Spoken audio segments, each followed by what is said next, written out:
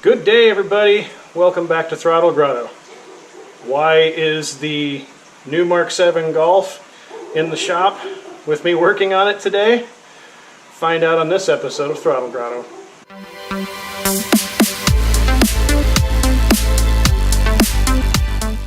Hey everybody, welcome back. So this week, it's going to be a short week. I'm actually kind of taking a little downtime, do some vacationing, but I've got a problem with this car and it's really bugging me. And it doesn't seem like it would be a really big deal to some people, but it's driving me absolutely crazy. This week, I'm trying to figure out what the hell they put on these windows. I've tried wax, I've tried Rain-X. Rain-X doesn't even stick to the window. Wax doesn't stick to the window. It just has this film of like, I don't know why it's there, but it's like this weird film on the front, the rear, and the sunroof. And I've gone through glass polish, and glass polish didn't take it off. So I'm actually going to taking some severe measures, trying to get this this window cleaned up so I can put something on it to help bead the water off of it, because I drive so much in the rain. 100 miles a day I drive back and forth to work. So that's round trip, not both ways. But let me show you what is going on with this window and why it's so frustrating. If you're looking at the window, it doesn't really seem like anything out of the ordinary. It looks clean, it looks fine. But if you... So right now I've just got a little bit of window cleaner on a blue towel, and I'm wiping it. And as I'm wiping it, try to see if I can get this to show up. Like down here you can see all these water spots all over it. It's really hard to capture with the camera. Maybe if I close this door.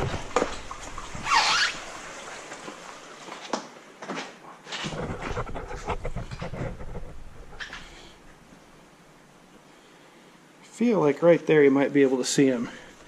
So you see like all that residue on the window, and if you, it's got like a weird film to it.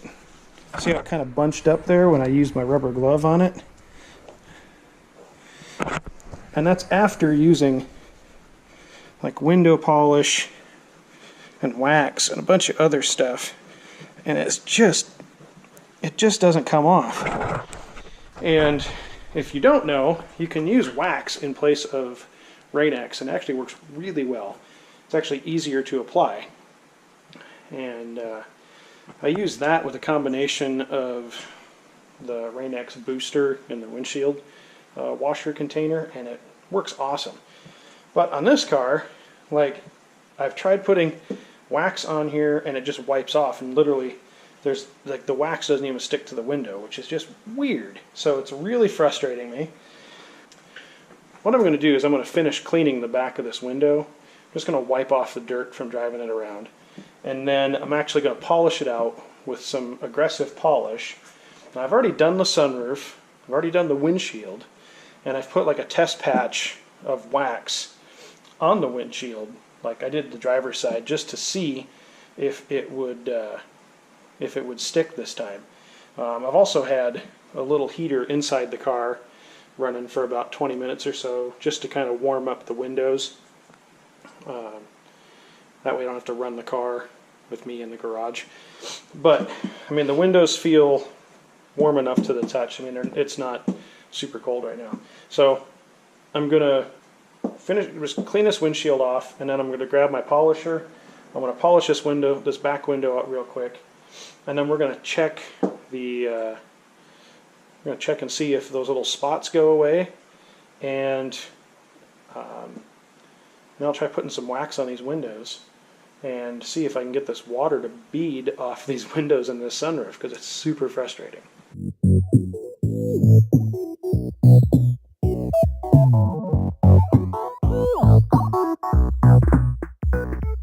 So the polish I'm using is Meguiar's 105.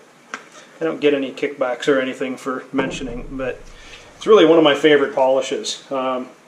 Just a little bit on the pad. The pad's already got some in it, and I'm just going to polish this window out, and then hopefully it'll fix this problem.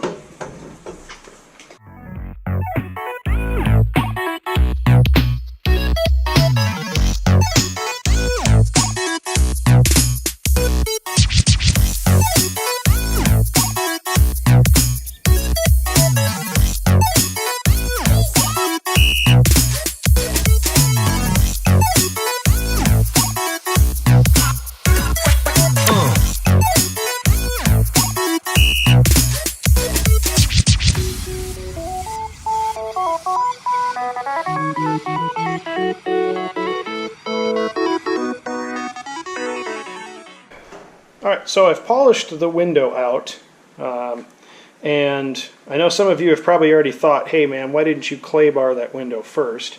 I've already clay barred it. I've used clay bar, I've used dish soap, I've used rubbing alcohol,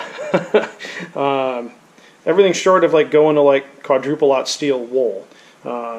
And I've used glass polish with my buffer, so there's been a lot of steps that have gone into trying to get all this residue off this window. And it seems like it's some kind of water spots. I don't know if it's acid rain, like maybe it's etched the window and then like blocked all the pores of the glass. I don't know, but it's just strange. So I'm going to wipe this stuff down, and then we'll see what happens. We'll check the windshield after I wipe this stuff off.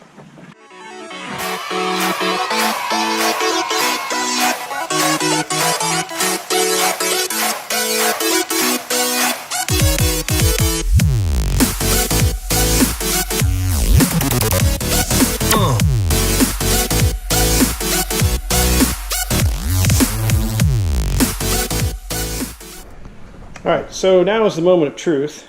I'm going to wipe down the windshield and see.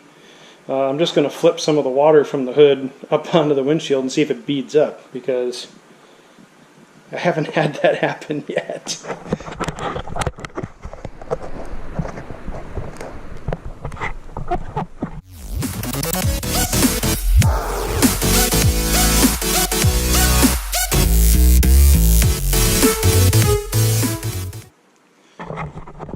So as you can see, water is definitely not beading up, not even anywhere near what it beads up on this dirty paint job. So I really don't understand this. The glass is good and warm. I'm going to try wiping this stuff off.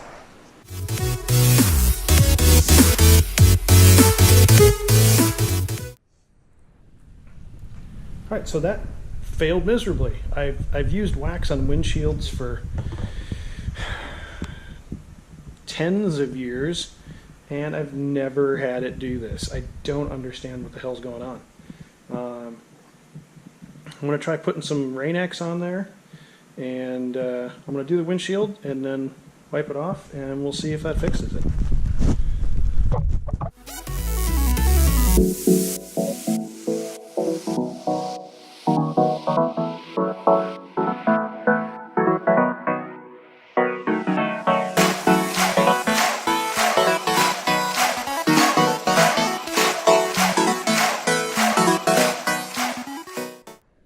Time to try this out. We'll see if the windshield is now going to bead some water.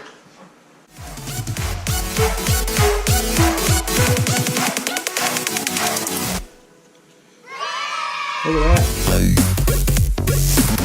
Finally it worked.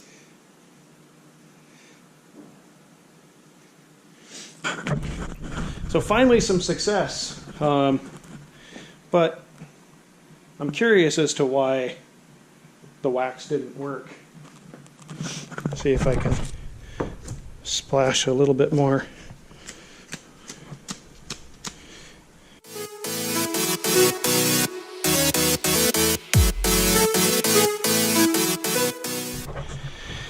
So finally some success. I'm not sure why the why the wax didn't work. So in some of the spots on the windshield, I still have what looks like hard water spots or something like that, like underneath the wipers and stuff like that. But I'm going to go ahead and call this a success. So bottom line is you can polish your windows just like you polish your paint. It's not I mean, it's different, but it's the same procedure. Just work in squares and work your way up with different grits until you have some success. Get the scratches out. So it's the same procedure. So I'm going to finish this up and then move on to the other project for the day. All right, everybody, we are back on the 83 GTI, and I'm going to try to get the front brakes installed. Oops. We've got 16 valve Scirocco calipers and rotors and carriers going on the front. Now, some of you are saying those calipers or those carriers are really hard to come by. They're not.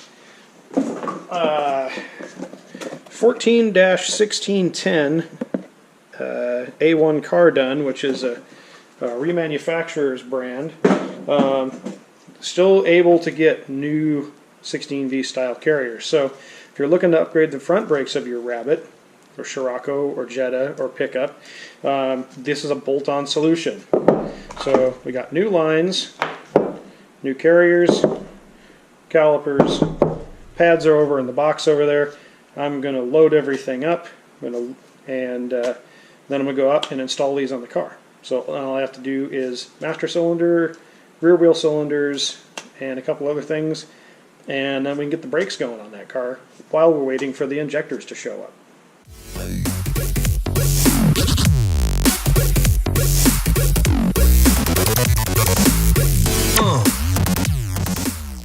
Alright everybody, so the first thing you might notice is my different shirt, which means that there was a problem given the abrupt ending to the last clip.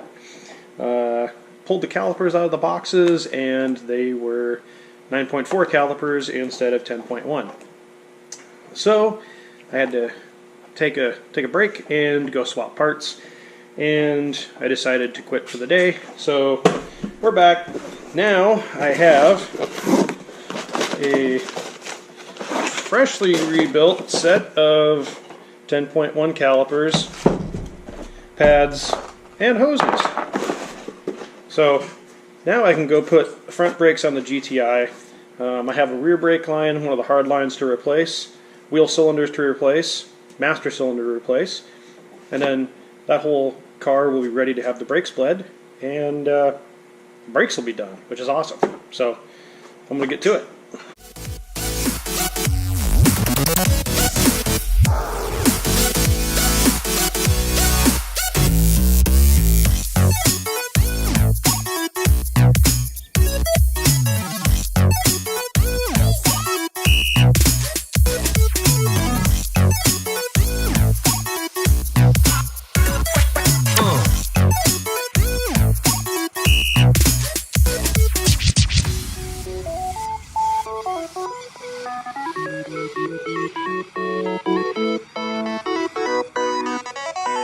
Alright, I don't really want to, but since my 11mm wrench is starting to round off the corners on this flare nut, and my flare nut wrench, due to the way it's designed,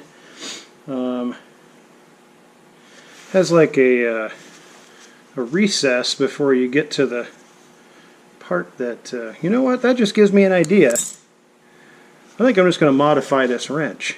I'll be right back.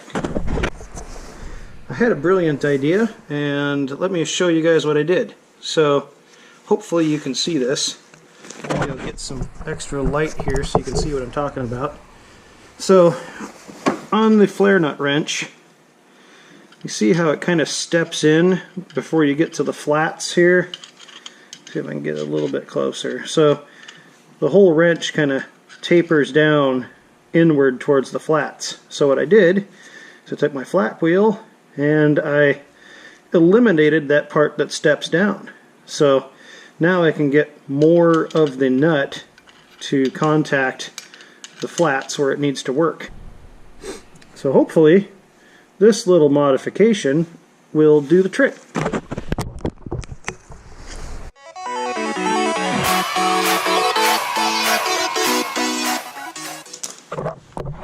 Well, the wrench keeps like walking off the fastener, so probably because it's a little bit rounded here. So I have to go to the vice grips to get this thing to come loose.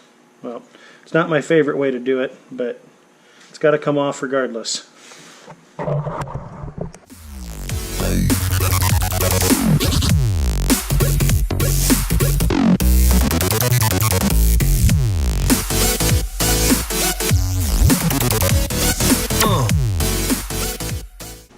And another tip to make your life easier, these screws that hold the rotor on, always put some anti-seize on those because they seem to really like getting stuck in place.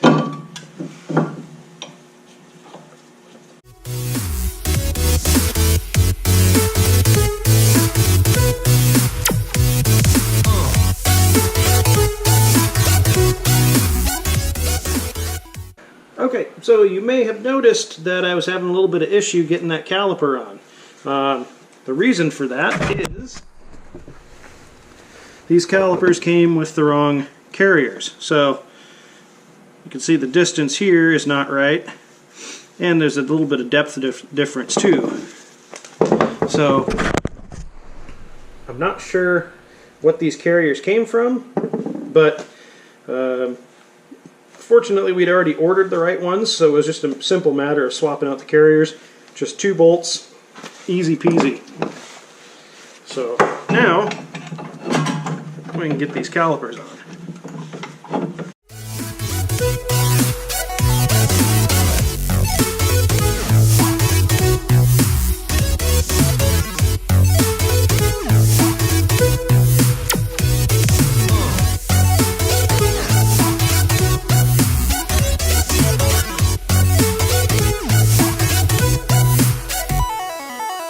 So that's all for the front. That's really all there is to doing a 10.1 brake conversion on here. Rotors, pads, calipers, carrier.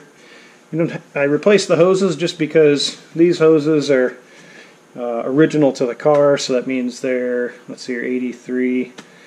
They're significantly old, 33 years old. So, or 34. So I'm going to do the other side. I'll replace the wheel cylinders in the back. I'll show you guys replacing the master cylinder. And then I got a brake line to replace. And this will be ready for bleeding the brakes and stopping on its own, which will be good.